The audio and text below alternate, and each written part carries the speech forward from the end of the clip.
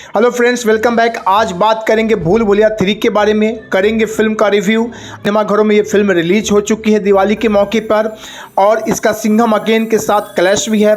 इस लिहाज से बात करेंगे कैसा रहा है पहले दिन का इसका परफॉर्मेंस। तो आइए जानते हैं फिल्म ने कैसी ओपनिंग की है। हॉरर कॉमेडी इस वक्त बॉक्स ऑफिस ही नहीं बल्कि दर्शकों को खूब भा रही है। बीते दिनों मुंजिया और स्त्री 2 ने ऑडियंस ही नहीं बल्कि दर्शकों के बीच भी खूब धमाल मचाया है। इसी कड़ी को आगे बढ़ाती है भूल भुलैया 3। हालांकि देखा जाए तो भूल भुलैया में फ्रेंचाइजी की पहली फिल्म आज से तकरीबन 15 साल पहले ही हंसाने डराने वाली फिल्म के रूप में सुपरहिट रही थी। अब बीते कुछ साल में बढ़ी इस जॉनर की लोकप्रियता फिल्म के लिए ज़रूर फायदे का सौदा साबित होगी। पार्ट 3 में कहानी के तार 200 साल पहले जुड़े हुए दर्शाए गए हैं। रक्त घाट की शाही वंशज मीरा तृप्ति डिमरी वर्तमान समय में रूहान उर्फ रूह बाबा कार्तिक आर्यन को ब्लैकमेल करके अपने पुरखों की हवेली में चलने को मजबूर करती है ताकि रूह बाबा शापित हवेली को मंजुलिका की खौफनाक आत्मा से मुक्त कर सके और मीरा का परिवार खुशहाल जिंदगी जी सके। एक लंबे अरसे से मंजुलिका के खौफ के कारण उनका शाही परिवार तबेले में रहकर अभाव भरी जिंदगी जीने को मजबूर है।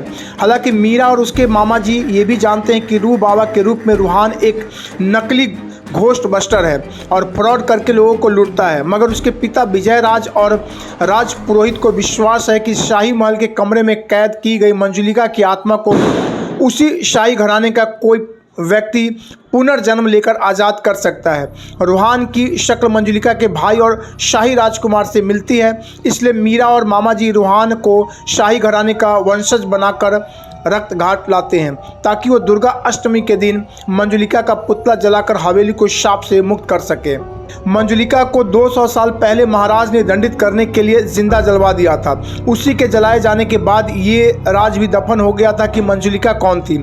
मीरा का परिवार शापित हवेली को बेचने की फिराक में है। इस चक्कर में वो हवेली में पुरातत्व विभाग की विद्या बालन और राशि घराने की रानी माधुरी दीक्षित का आगमन होता है। उसके बाद हवेली में अजीबोगरीब डरावनी घटनाएं शुरू हो जाती है जो मंजुलिका की असलियत को और ज़्यादा उलझा देती है। क्या हवेली मंजुलिका के शाप से मुक्त हो पाती है?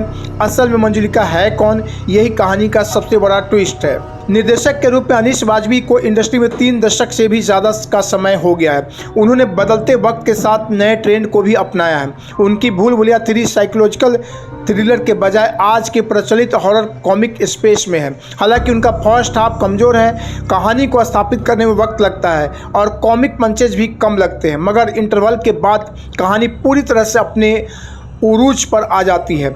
इंटरवल के बाद कॉमिक ही नहीं हॉरर सीन भी आपको डराते हंसाते हैं। प्री क्लाइमेक्स मामला जमा ले जाता है और क्लाइमेक्स का ट्विस्ट दर्शक को चौंकाने के लिए काफ़ी है।